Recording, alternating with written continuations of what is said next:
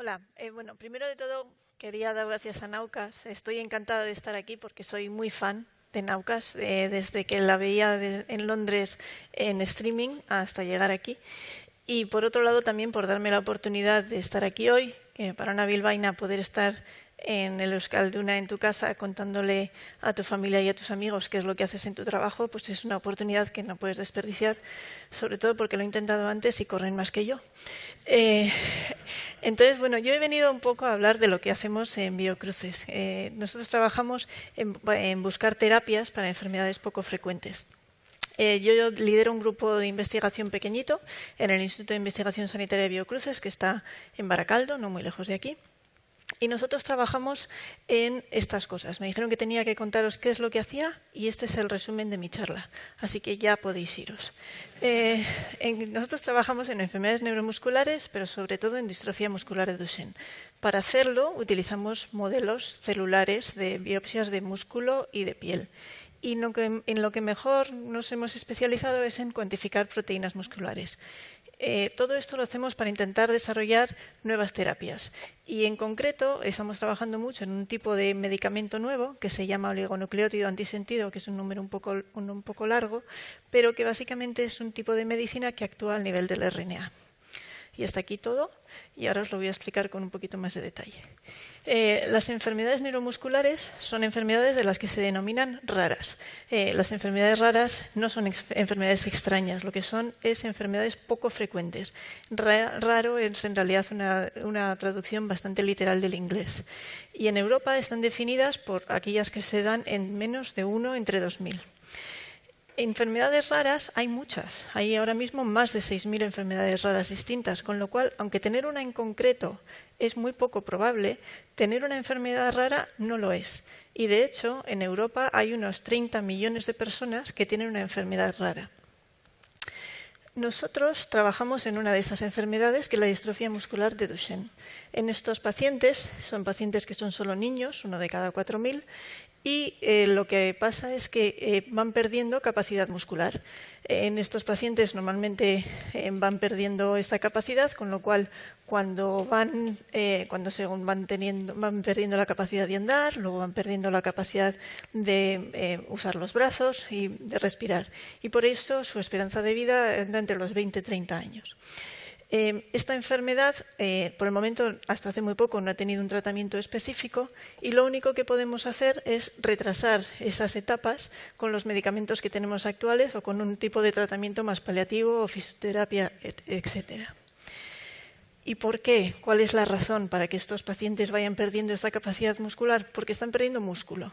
Es un músculo que al principio más o menos es medio normal y luego poco a poco se va sustituyendo por grasa y por fibrosis. Y la razón por la que ese músculo se pierde es porque hay mutaciones genéticas en una proteína. Y ahora os voy a recordar un poquito cómo funciona el dogma de la biología para que podáis entender el resto de la charla. En cada una de nuestras células de nuestro cuerpo tenemos una biblioteca, el ADN, donde están todas las instrucciones para todas las proteínas del cuerpo. Esas instrucciones están en libros, cada uno de esos libros es un gen, y esos tienen las instrucciones para una proteína en concreto. En el caso de estos pacientes es la proteína distrofina. Esas recetas, esos libros, no pueden salir de la biblioteca. Para poder utilizarlas tienes que hacer una copia.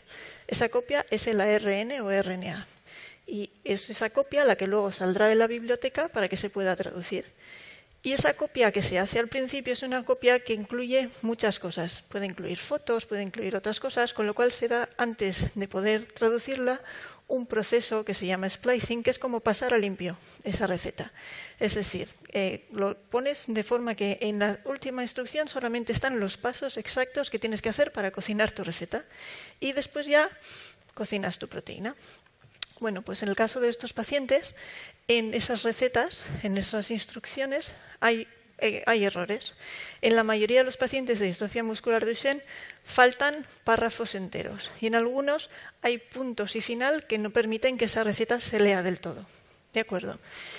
El caso es que cuando nos ponemos a trabajar con esta proteína tenemos un problema añadido, que es que esa proteína es enorme. Nosotros las proteínas se miden en kilodaltons y hay un par de proteínas, unas cuantas proteínas más habituales, pero la distrofina es una campeona. Y el gen, es decir, el libro de instrucciones, también es enorme. Como veis ahí, los exones serían los párrafos de esa receta y la distrofina tiene 79 cuando lo habitual suele ser tener 5, 6, 10. Es decir, que si una de estas proteínas fuera un Lego pequeño, con unas instrucciones más o menos manejables, en un par de páginas lo has montado, la distrofina, yo también ando dándole rápido, la distrofina sería como el halcón milenario, que ahora mismo es el set más grande de Lego, en el que tienen 7.500 piezas y esas instrucciones tienen casi 500 páginas de instrucciones para montarse. O sea que ese es el problema al que nos enfrentamos cuando estamos trabajando con esta proteína. Pero bueno, somos de Bilbao. ¿Y cómo lo estudiamos? Bueno, para estudiarlo necesitamos utilizar modelos. Estaréis muy acostumbrados a oír que a menudo se dice, bueno, estos estudios que se han hecho en ratones o en cerdos o en otro modelo. El modelo que utilizamos nosotros son cultivos celulares. Es decir, tomamos células de los pacientes, las cultivamos en el laboratorio, las incubamos en una serie de condiciones para poder hacer los experimentos con los que aprendemos, por un lado, por qué es así y, por otro lado, ver si podemos cambiar el curso de esa diferencia con las células normales. El caso es que el problema es que los pacientes ya eran poco frecuentes, es una enfermedad rara, y esas biopsias tampoco es algo que se haga todos los días. Lo habitual en el diagnóstico suele ser que se haga un diagnóstico por una prueba de sangre, que no se tome una biopsia. Con lo cual, nosotros nos encontramos con que no tenemos muchas muestras con las que trabajar. La suerte es que cada vez hay más biobancos, que biobancos son las instituciones en las que básicamente ellos guardan muestras después de un consentimiento informado de los pacientes para que los investigadores podamos ir ahí y utilizar esas muestras para nuestros experimentos. Bueno, pues con eso lo que nosotros queremos hacer es volver a expresar esa proteína que faltaba en los pacientes. Y para hacerlo, pues como es un problema genético, tenemos que usar lo que se llaman terapias avanzadas. Hay una serie de terapias avanzadas que ahora mismo están muy en boga y que son un poquito distintas unas de otras. Así que os las voy a explicar un poco. Si vamos al croquis de antes, esto de aquí sería la terapia génica clásica. Tenemos un libro, un gen, con una errata. Bueno, pues nos compramos otro libro y lo llevamos a la biblioteca. Terapia génica. La siguiente, que ahora está muy de moda, la edición génica CRISPR-Cas, que cualquier día de estos tendrá el Nobel, es coger a un restaurador, llevarlo a tu biblioteca, que abra el libro, lo corrija, lo vuelva a cerrar y ya está el problema arreglado. Y lo otro, que es de lo que más voy a hablar hoy, es otro tipo de terapia, que es terapia de ARN. Es decir, tú coges esa nota que todavía no estaba pasada limpio y le añades un post-it con una aclaración. Oye, que en la receta se nos había olvidado que hay que pelar las patatas. Pues lo pones en el post-it. Y cuando la receta se pasa a limpio, ya está incluida esa anotación. O al menos es lo que se intenta hacer. Y nosotros trabajamos un poco en estos dos tipos de terapia. Tanto la edición génica, que no es llevar un restaurador, es más bien unas pequeñas tijeras moleculares para cortar la selección, y nosotros lo que tenemos que hacer es seleccionar tanto el tipo de post-it que tenemos como el tipo de línea de puntos por donde corta la edición génica. Hoy os voy a hablar sobre todo de este tipo de terapia. Este tipo de terapia, como os he dicho, actúa ahí, en ese mensaje que todavía no había terminado de pasarse a limpio. Y nosotros lo queremos probar a distintos niveles. Podemos mirar si luego la lista que tenemos de instrucciones para cocinar está bien, o podemos ver si nuestra proteína se ha cocinado correctamente. Y para hacer eso trabajamos en nuestro departamento. Nosotros cogemos células, esas células tan difíciles de conseguir de los pacientes, y probamos distintos compuestos. Esos compuestos luego lo que hacemos por una serie de técnicas bastante elaboradas es intentar medir. Es decir, buscamos en el mensaje que ya se ha pasado a limpio si lo que estaba escrito en el post-it está ahí. O sea que en ese libro de instrucciones larguísimo tenemos que buscar ese pequeño cambio. Eso tiene complicaciones, pero bueno, las hemos ido solucionando y no somos los únicos. De hecho, nosotros y otros grupos hemos trabajado en intentar medir esos cambios de la mejor manera. Y luego nos hemos puesto en común porque lo que nos interesa es que todos hagamos las cosas igual, que todos sepamos medir este tipo de proteínas y este tipo de RNA de la misma manera. Así que esto lo hemos hecho en colaboración para que se mida igual en Bilbao, que en Italia, que en Estados Unidos. Pero también es verdad que tú puedes tener una receta perfecta y ser un malísimo cocinero. O sea que en realidad cuando nosotros estamos midiendo si nuestra proteína va a ser expresada o no, es decir, si estos medicamentos han funcionado, pues igual mejor vamos a la proteína, que era lo que nos interesaba. Así que nosotros también hemos estado trabajando en medir esa proteína. El problema es que el halcón milenario es muy grande, pero es uno en toda la galaxia. Y entonces tenemos que usar un montón de células de los pacientes para poder encontrarlo y medir la proteína de una forma eficiente. Y la técnica actual, más habitual para medir proteínas, no está preparada para estas proteínas tan grandes y tampoco frecuentes, con lo cual el Western blot, pues que es una técnica que básicamente consiste en lisar y separar las proteínas, pero es un poco como pasarlo por la mini pimer, poner la manga pastelera, cocinarlo, y después de todo ese proceso, pues tienes unas banditas que, bueno, para todo lo que te han costado no son muy cuantitativas y has gastado un montón de células en conseguir ese resultado. Nosotros lo que queríamos hacer era probar más compuestos en menos células. Y eso es lo que hemos estado haciendo en los últimos años. Desarrollar un método en el que podamos medir esa proteína en concreto en pocillos mucho más chiquitines que tienen menos células y para así poder probar muchos compuestos más rápido. Y gracias a eso podemos, con nuestro método, medir cosas que con el otro método estaban un poco pues, por aquí, por donde ya estábamos perdiendo la sensibilidad. Esto es algo que hacemos porque en el proceso de aprobar cualquier medicamento hay un trabajo bastante grande antes de que haya ensayos clínicos. En el laboratorio probamos un montón de compuestos distintos, de esos los mejores se prueban en pacientes. Al final un ensayo clínico es un experimento, pero en vez de con células, con gente.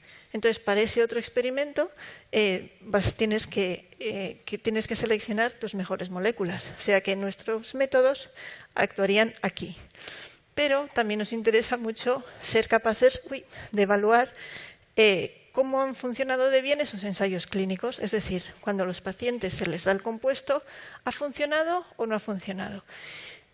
Cuando alguien está probando un compuesto que mejora el colesterol, por ejemplo, es muy fácil. Prácticamente en todos los laboratorios del mundo saben cómo medir el colesterol, cuánto es poco, cuánto es mucho y cuál es la forma de hacerlo. Pero la distrofina, hasta hace poco solamente lo medíamos unos cuantos locos a los que nos gustaba. Así que este es un trabajo que hice un poco antes de venir aquí, en el Reino Unido todavía. La idea era intentar utilizar esas muestras de pacientes y poder medir distrofina. Lo hicimos de una forma utilizando secciones en microscopía y correlacionando la intensidad de la señal de un anticuerpo con la cantidad de proteína. Ese método lo publicamos primero nosotros, un poquito después otro grupo de investigación publicó un método basado en el nuestro un poquito distinto, otro poco después otro grupo de investigación publicó un método parecido pero distinto y entonces hicimos pues lo que haces en ciencia, colaborar. Nos unimos todos, no vamos a decir este método es mejor que el mío o el tuyo y lo que hicimos fue intentar consensuar los métodos para medir distrofina todos igual, para que pueda ser de la misma manera si un ensayo clínico se hace aquí o un ensayo clínico se hace en Japón. Y eso ha sido útil. Pues bueno, de hecho, este es un medicamento que se llama eteplirsen, que actúa en la distrofia muscular de Duchenne, en el que nosotros trabajamos en su desarrollo inicial. Cuando yo estaba en el Reino Unido, hicimos los dos primeros ensayos clínicos, pero que en el estadio más tardío lo ha llevado una empresa de investigación que ha hecho un ensayo clínico en Estados Unidos. Cuando hicieron el ensayo clínico, era un ensayo clínico con muy poquitos pacientes y con unos resultados clínicos, es decir, de si el paciente se encuentra mejor o peor, difíciles de evaluar. Difíciles porque son muy poquitos pacientes y además era un periodo muy corto en una enfermedad que va evolucionando muy despacio. Con lo cual, sabían que tenían pocos datos de eficacia clínica y sí veían una restauración de esta proteína. Pero la cosa era que para llegar a las agencias reguladoras tienes que demostrar cuánta proteína. No te va a decir, sí, yo he visto más. Te necesitas datos objetivos. Entonces, con nuestro método fueron capaces de demostrar que sí, que había proteína, pero muy poquita proteína. Y de hecho, ¿esto es suficiente para aprobar un medicamento? Pues depende. De hecho, en Europa, la Agencia Europea del Medicamento ha considerado que quieren más datos, que no parece que sea suficiente o que puede que sea, pero que por el momento no lo han aprobado. En cambio, la FDA, que es la agencia reguladora en Estados Unidos, ha decidido que se ha demostrado que hay expresión de la proteína y que, como no se sabe cuál es el mínimo que podría beneficiar a los pacientes, lo han aprobado. Esto es algo que evidentemente a los pacientes les ha gustado mucho, que haya un medicamento aprobado para su enfermedad, pero en nuestro caso no nos deja contentos del todo, porque sí es verdad que hemos conseguido que en esos pacientes vuelva a haber una proteína que no había antes, pero muy poca, no es la cantidad que nos hubiera gustado. Y de hecho hay otro medicamento que es nusinersen, que ha sido aprobado muy poco después que eteplirsen, que es para otra enfermedad rara, la atrofia muscular espinal, y que actúa de una forma muy parecida, pero funciona súper bien. Una cosa espectacular. Y el caso es que los dos son el mismo tipo de medicamentos, estos post-its, pero el problema es que uno, el nuestro, es para el músculo, todos y cada uno de los músculos, y se inyecta de vía intravenosa. El otro tiene que actuar en las motoneuronas y se inyecta de vía intratecal, es decir, que es prácticamente una inyección local. Nosotros sabemos que si el nuestro lo inyectamos en el músculo directamente, funciona muy bien, pero no podemos inyectar cada uno de los músculos del cuerpo, sería imposible. Entonces, hemos llegado a la conclusión, bueno, entre esto y otras cosas, de que el problema que tenemos es un problema de distribución, es decir, nuestro medicamento no llega a donde tendría que llegar. ¿Y cómo lo resolvemos? Bueno, pues para resolver el problema de la distribución, pues hacemos lo que hace todo el mundo, llamar a todos nuestros amigos. Entonces, lo que hemos hecho ha sido hacer una red de investigadores. Ahora mismo somos más de 250 en 30 países. Algunos estamos interesados en enfermedades en concreto, otros son expertos en ese tipo de medicamentos, otros son expertos en distribución de medicamentos, y lo que queremos hacer es trabajar juntos, no solamente investigadores básicos, sino también clínicos, pacientes, empresas farmacéuticas, para resolver un problema que todos tenemos en común. Esta gente no están interesadas solamente en enfermedades raras o en enfermedades neuromusculares. Estas son algunas de las cosas que interesan a gente de nuestra red. Es decir, que hay muchas más gente interesada en enfermedades y todos tenemos este problema en común. Así que creemos que pronto podremos encontrar soluciones aplicables no solo a la distrofia muscular de Duchenne, pero a otras muchas enfermedades. Una cosa que no sé si os habéis dado cuenta es que en esa red que he mencionado también a los pacientes. Y de hecho, este es un artículo que publicamos hace unos años con información sobre cómo habíamos hecho el desarrollo de estos medicamentos. Y entre los autores, que aquí hay una foto de algunos de ellos, hay también padres de pacientes con la enfermedad. Y es que las asociaciones de pacientes y los pacientes ya no están en casa esperando a que alguien venga a solucionarles el problema, sino que cada vez están más implicados en financiar, no solo en financiar investigación, sino en decir qué quieren investigar y cómo lo quieren investigar. Y el rol ha cambiado cada vez más, y es algo que es una comunicación constante entre investigadores y pacientes, y sobre todo en enfermedades raras. Así que, este es el resumen de qué hacemos en mi grupo de investigación.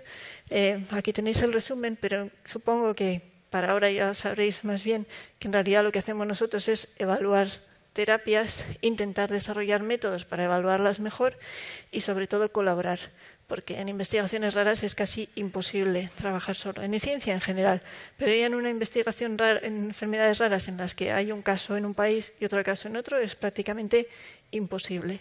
Así que bueno, ahí seguiremos colaborando y para lo que queráis, pues estamos en Biocruces.